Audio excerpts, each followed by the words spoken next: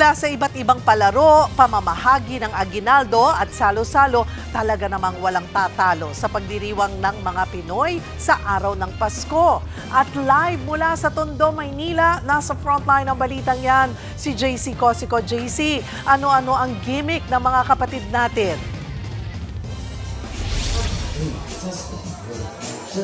Cheryl, each family kanya-kanyang pakulo ngayong Pasko.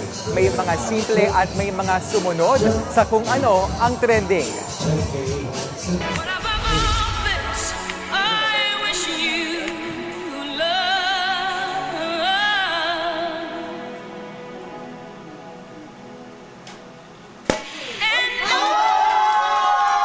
Nakapag-Whitney Houston Challenge na ba ang lahat? Kung si Kuya nanalo at nag-uwi ng papremyo,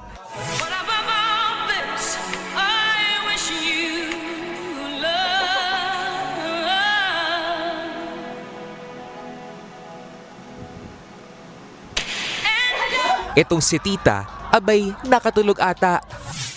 Isa lang yan sa mga palaro sa Christmas party/family reunion ng pamilya ni Zane Cabritit. Tiyempo rin kasing umuwi galing Japan ng kanyang tita kaya merry ang Pasko. Hindi natin alam kung kailan matatapos yung buhay ng tao, kung mabilis lang yung buhay eh. So, kailangan i-enjoy natin, cherish natin yung bawat celebration na magkakasama yung family. Siyempre, di nawala ang salo-salo at bigayan ng mga regalo. Ang magkakaanak namang ito, ang trending na small gift exchange ang pakulo.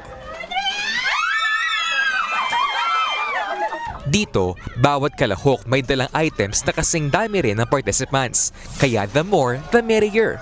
Paunahan na lang sa pagkuha ng regalo. Ganito pa rin. Kasi mas masaya yung bonding, mas nagiging strong kapag may mga ganong eksena.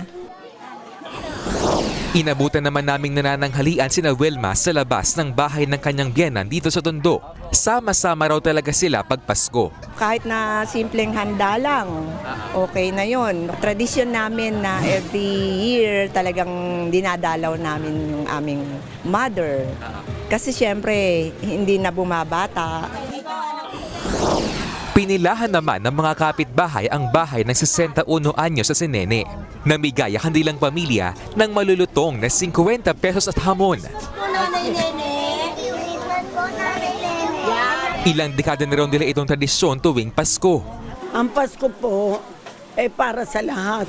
Pagsilang ng Panginoon, dapat natin gantihan ng Panginoon sa biyayang binibigay sa amin. O swerte, meron kami pagkain, ulam kami.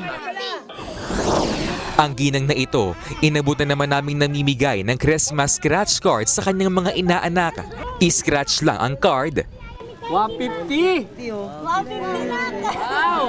May instant aginaldo na sila from Ninang Angel. Sana all. Pang masaya lang. Trip lang. Trip lang. Para masaya lang sila. Minsan lang naman kasi sa isang taon. Simple man o magarbo ang selebrasyon, ang mahalaga para sa pamilyang Pilipino, sama-sama at buo ngayong Pasko. Cheryl, dito nga sa Corona Street sa Tondo, complete with lights and sounds ang Christmas tree party at may paletsong baka. Merry Christmas! Back to you, Cheryl. Merry Christmas at maraming salamat, JC Cosico. Mga kapatid, Cheryl Cosing po. Maging maalam at may pakialam sa mga napapanahong issue at headlines. Mag-follow at mag-subscribe na sa social media pages ng News 5.